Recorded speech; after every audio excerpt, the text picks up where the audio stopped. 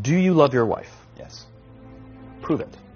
Like, what's the metric? Give me the number that helps me know, right? Because when you met her, you didn't love her. Now you love her, right? Tell me the day the love happened. It's an impossible question. But it's not that it doesn't exist. It's that it's much easier to prove over time, right? Well, leadership is the same thing. It's about transitions. So if you were to go to the gym, it's like exercise, right? If you go to the gym and you work out and you come back and you look in the mirror, you will see nothing. And if you go to the gym the next day and you come back and you look in the mirror, you will see nothing, right? So clearly there's no results, can't be measured, it must not be effective. So we quit, right? Or if you fundamentally believe that this is the right course of action and you stick with it, like in a relationship, I bought her flowers and I wished her happy birthday, and she doesn't love me. Clearly I'll give up. That's not what happens. If you believe there's something there, you commit yourself to an act of service. You commit yourself to the regime, the exercise. You can screw it up. You can eat chocolate cake one day, and you can skip a day or two. You know, it allows for that.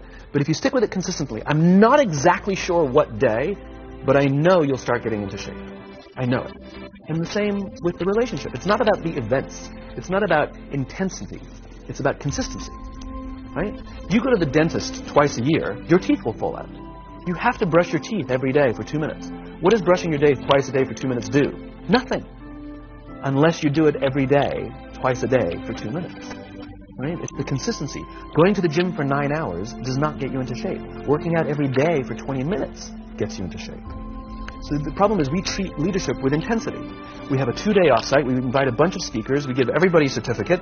You're a leader, right?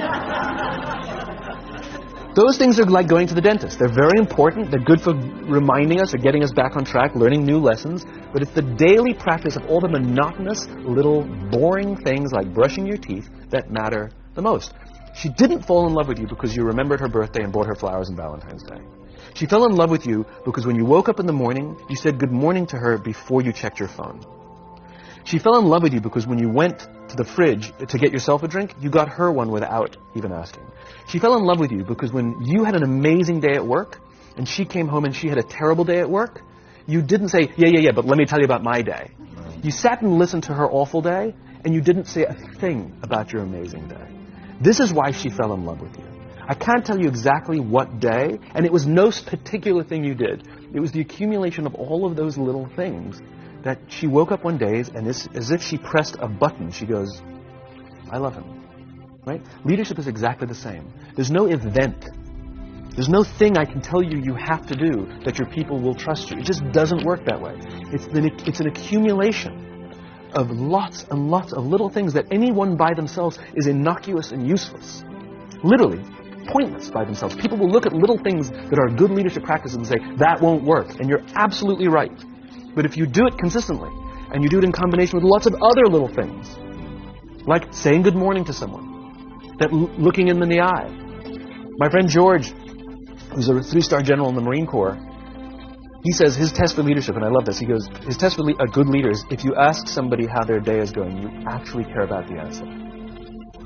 The number of times we're walking to a meeting, we're rushing, we go, how are you? Not good, I got to get to you later, I'm late for a meeting.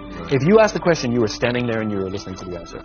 It's those little innocuous things that you do over and over and over and over that people will say, I love my job. Not I like my job. I like my job means, yeah, the challenge is great, they pay me well, I like the people. I love my job means I don't want to work anywhere else. I don't care how much somebody else is willing to pay me. I'm devoted to the people here, and I care desperately about the people here as if they were my family. In business, we have colleagues and coworkers. In the military, they have brothers and sisters. That's how they think of each other. If you really have a strong corporate culture, the people will think of each other like brothers and sisters. I mean, it's like a family, right? No. Brothers and sisters. Deep love. Fight, but the love doesn't go away. Bicker, the love doesn't go away. And I'll fight with my sister, but if you threaten my sister, you're going to have to deal with me. Right? We'll fight internally. We'll bicker with each other. But nobody's going to hurt each other. And if anything from the outside shows up, you're looking at a unified front. Brothers and sisters. Now, how do you create brothers and sisters out of strangers? Common beliefs, common values, parents, in other words, executives who care about their children's success, who care to raise their children, teach them skills, discipline them when necessary, help them build their self-confidence so that they can go on and achieve something more than you could have ever imagined achieving for yourself. That's leadership. An absolute love and devotion for the people who've committed their lives to this enterprise. It's a human thing. So just as you know how your body feels after a good workout, and you know how your body feels after a big greasy meal, you know that one is good for you and one is not, despite what it may taste like. And that's the problem with short-term gains, right? They feel really good in the short term. We're highly, highly, highly trained social animals. We're highly adapted social animals. We can feel social awkwardness, and we can feel when things are going well. You can sense it. You say you have this sense of laughter, around the office. Like, we don't walk around with blinders. We're, like I said, we're made to do this. That's why we can assess if somebody's trustworthy or not. That's why we keep our walls and we're like, yeah, his results are great, but I wouldn't trust him. As opposed to letting down your, like, I trust her with anything. I trust her with my kids, my money, anything. So we're highly attuned animals, and so we're good at sensing it. But I will say there is a caveat to your metric of laughter, which is a decent one, is that scale breaks things in human beings. As I said before, we're not made for populations bigger than about 150-ish. It's called Dunbar's number. Robin Dunbar, a professor from Cambridge University, theorized that we cannot maintain more than about 150 close relationships. And the way he defined a close relationship is, if you're at a bar with a bunch of friends and somebody comes in, would you ask that person to join you? And it's about 150 that we would ask them to come join us. And if you think about the reason, that actually makes perfect sense, which is there's two limiting factors. One is time. If you only gave 2 minutes to every person you'd make no close friends. And the other one is memory. You just can't remember everybody. And so this is where leadership becomes very, very interesting. Because if you have a company that has a lot of people, 5, 6, 7, 800 people, 1,000, 2,000, 5,000 people, clearly you can't know everyone. And clearly as a CEO, like, I care about every single one of my people. You don't even know. Some of the people you work for who work for you are bastards. You don't care about them. Right? So it's a nonsense statement. But what you can say is, I desperately care about the people whose names I know and whose faces I recognize. And I care desperately about my leadership, and I instill in them every day that I will give them the tools, and I will take care of them with one purpose and one purpose only, that they will take care of the people in their charge. And I want those people to take care of the people and instill in them that they take care of the people in their charge. And then by the time you get down to the masses, where the actual 1,000 exist, because of the seniors it's like 20, where the real 1,000 exist, they feel about 100 and 150 of them can look to one of their direct leaders, to one of their direct managers, and say, that person cares about me. That's our boss. That's my boss. That's my leader. Not the leader. It's the CEO. It's my manager, my boss, my leader. The one thing I am comfortable saying that all effective leaders must have is courage. Because it is hard. It is hard to stand up against outside pressure. It is hard to stand up to an external constituency who's pushing you to do something for their short-term gain, to do the right thing for your people. It is hard. It is thankless. It is lonely. Sometimes you get fired. Sometimes you get in trouble. Sometimes you'll lose your job and the next guy will get all the credit.